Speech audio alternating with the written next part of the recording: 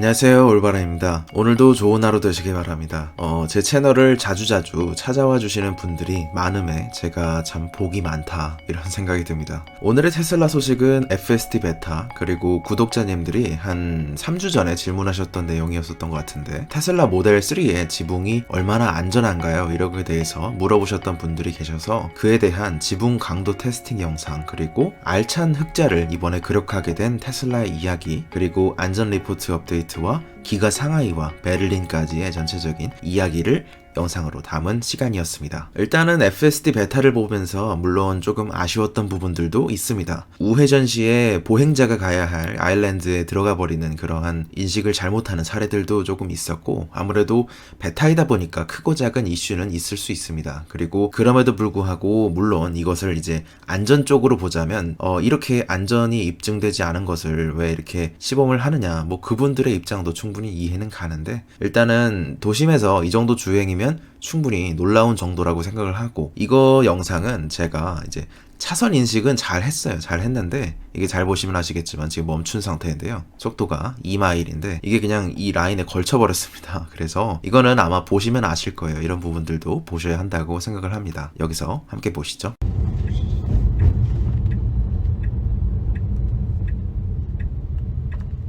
Okay, pick the wrong lane here. It definitely chose the wrong lane. Okay, no, oh my gosh. That was insane.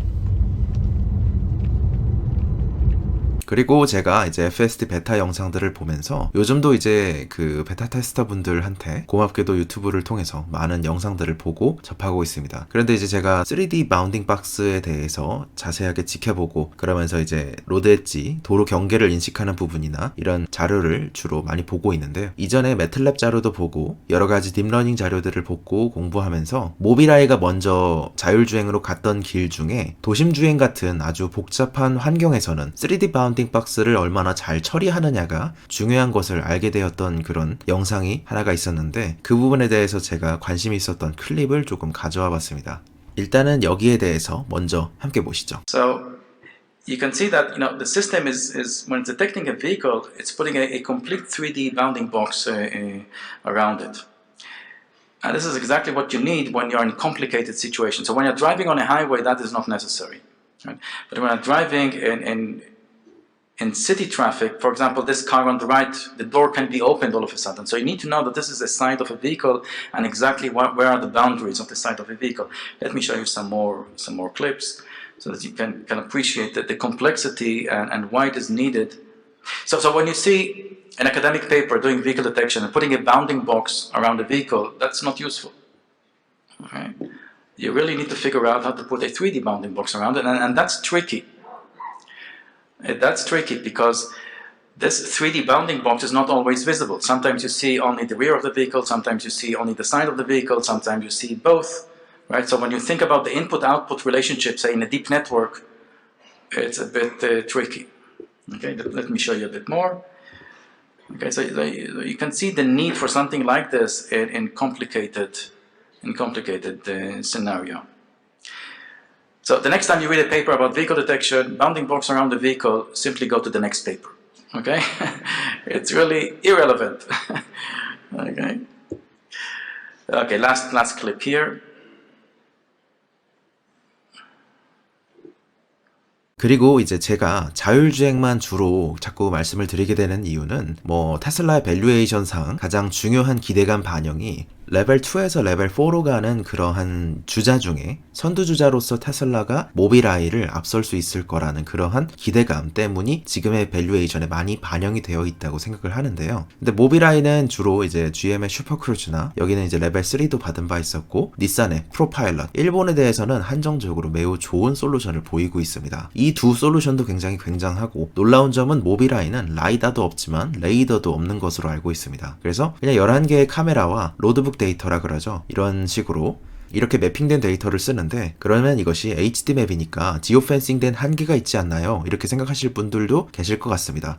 일단은 인텔의 모빌아이 같은 경우는 솔루션이 HD 맵을 쓰지만 이것이 이제 화질이 그렇게 높지가 않습니다. 잘 보시면 아시겠지만 이미지로 되어 있지 않고 점들로 포인트 클라우드로 다 되어 있기 때문에 이것이 킬로미터를 가는 데 있어서 어느 정도냐면 10kb입니다. 킬로바이트 굉장히 작고 굉장히 압축된 그런 데이터를 서로 크라우드 소싱된 맵 데이터를 쓰고 있기 때문에 그래서 어느 정도냐면 실시간으로 전송하고 갖고 다닐 수 있는 정도의 크기를 갖고 있습니다. 맥 데이터를. 그런데 웨이모는 피닉스에서 5.5시간 주행하는데 2TB의 정보를 만들었다고 알려져 있죠. 그럼에 있어서 10kB 정도의 데이터를 썼다는 것은 굉장히 조금 전략이 이미 다르다는 식으로 그렇게까지도 해석해 볼 수 있는 여지가 있다고 느껴집니다. 그래서 모빌아이는 지금 일본 전역의 데이터를 갖고 있음에도 대략 한 300MB 정도였던 걸로 알고 있습니다. 그러면서 레벨 4를 위해서는 모빌아이 같은 경우는 이제 조금 다른 방식을 향하고 있는데 테슬라는 지금의 카메라와 레이더 이런 쪽을 통해서 해보겠다는 것이고 모빌아이는 레벨 4로 가기 위한 로보택시를 위해서는 2022년과 2023년쯤을 계획하고 있는데 라이다와 레이더를 주로 사용한 솔루션을 따로 개발을 해서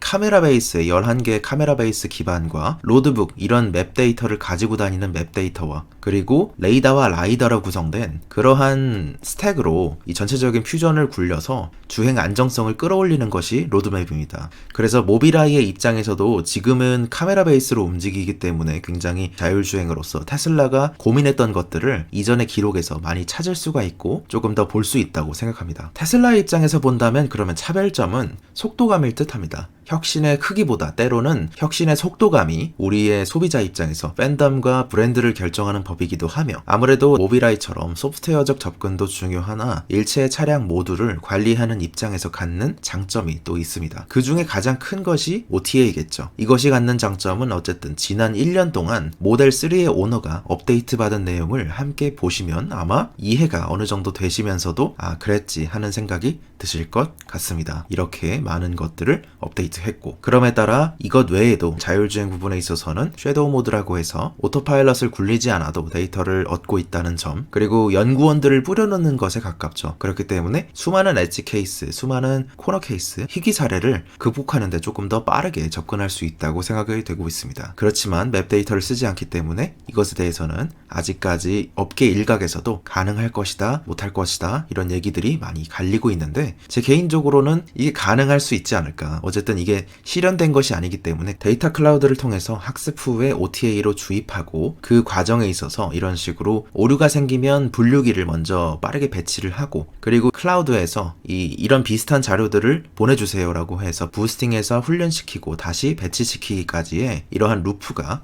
상대적으로 OTA를 통해서 굉장히 빠르게 이루어진다는 것이고 그럼에 따라 이 앞으로 광범위한 솔루션으로서 L4는 아주 적어도 2년에서 3년 이 정도는 봐야 한다는 생각으로 볼 때 아주 적어도 이 정도는 봐야 한다는 생각으로 볼 때 혁신의 속도가 중요한 시기를 살고 있다고 생각하고 그 중에서 이번에 업데이트된 오토파일럿 리라이츠는 그러한 혁신의 속도에 있어서 테슬라의 장점을 잘 보여주고 있고 지금의 FSD 베타 같은 경우도 기꺼이 나서서 하는 팬층을 통해서 오토파일럿이 훨씬 더 빠르게 이런 문제들을 해결할 수 있음을 보여주고 있는 사례라고 생각합니다. 물론 여기서 계속해서 말씀을 드리게 돼서 조금 어떻게 반복이 될 수 있지만 노조를 통해서 이런 루프가 한 번 더 빨라지게 되는 것이고 그 루프의 장점은 주로 이제 여기 훈련을 강화시키게 되는 것이죠. 그럼에 따라서 18시간에서 24시간마다 48개의 뉴럴 네트워크 빌드를 한번 훈련시킬 수 있게 됐는데 이제 이것을 2-3시간으로 줄이겠다는 것이고 아마 이것이 2020년도 2월인가 3월이었던 걸로 기억해서 지금은 이것보다는 클라우드 속도가 조금 더 훈련 속도가 빨라졌을 것 같습니다. 그리고 아까 말씀드린 데이터 엔진은 이런 식으로 이거 잘 보셔서 이제는 아시겠죠?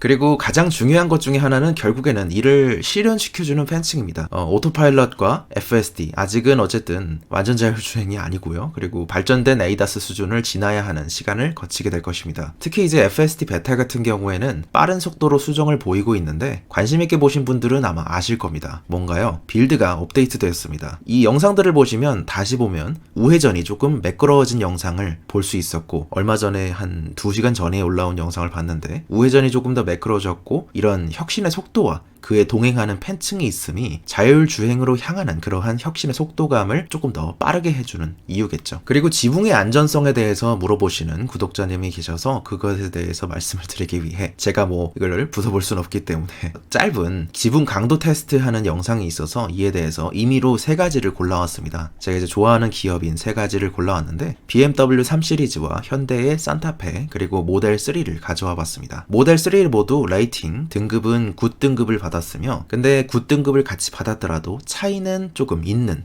그런 느낌 갭들이 있었습니다. 이에 대해서는 여러분들도 함께 보시면서 여러분들만의 생각을 한번 가져보시기를 권해드립니다. 함께 보시죠.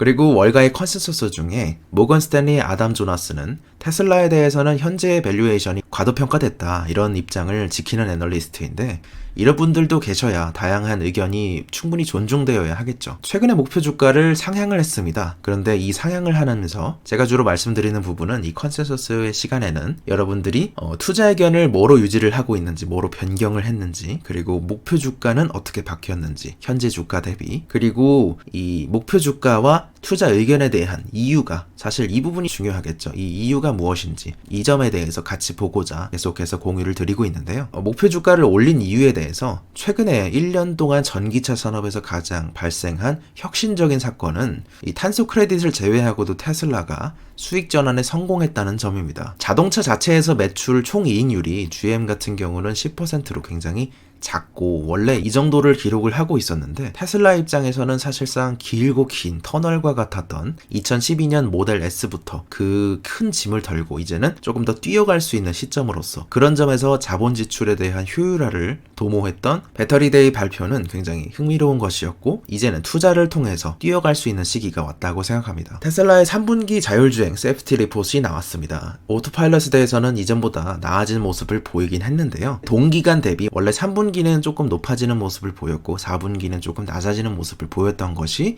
이제 패턴인데요. 비교를 해볼 때는 지금 많이 바뀌지는 않았습니다. 사실 좋게 보고 있지만 많이 바뀌지는 않았고 그래서 기존의 궤적들을 이어오고 있지만 전체적으로는 조금 더 좋아지는 모습을 보였다. 이렇게 이해해 보실 수 있을 것 같고 이 부분에 대해서 말씀드릴 때 항상 제가 이제 이 부분은 조금 조심하셔야 됩니다 라고 얘기를 드리는 부분이 미국 기록은 그 크래시 아마 충돌에 대해서 카운팅을 하고 있고 테슬라는 액시던트, 사고에 대해서 카운팅을 하고 있는 것으로 알고 있습니다. 그래서 이 두 단어가 특히 테슬라 같은 경우는 이 사고가 무엇이냐 이것에 대한 답변을 아직까지 제가 알기론 주고 있지 않는 것으로 알고 있기 때문에 이 지표는 보조지표 정도로 생각을 하시는 게 조금 더 해석에 오해가 없지 않을까 이런 생각입니다. 10월 7일 이후 생산 라인을 업그레이드한 기가 상하이가 아주 멋지고 날아가고 있습니다. 이제는 본격적인 배송이 시작되고 첫 도착지는 아마 벨기에라고 얘기가 되어지는 듯 합니다. 지금의 기가 상하이 모습이고 앞으로 완성될 모델 Y의 공장이고 그리고 배터리 팩의 모듈의 외부 모습과 내부 모습 그 외에 생산 라인들의 모습과 주로 이제 쿠카 로봇이 많이 보이는데 페인트샵과 바디샵, 모델 Y의 다이캐스트, 기가 다이캐스트가 있습니다. 그리고 마지막으로 제가 준비한 것은 기가 상하이에서 유럽으로 가기 위해 포장된 차량들의 모습과 아마 오랜만에 얘기를 드리는 것 같은데 기가 베를린이 지금 이제 어떻게 바뀌었는가 이에 대해서 잠깐 보면서 마무리할까 합니다. 함께 보시죠.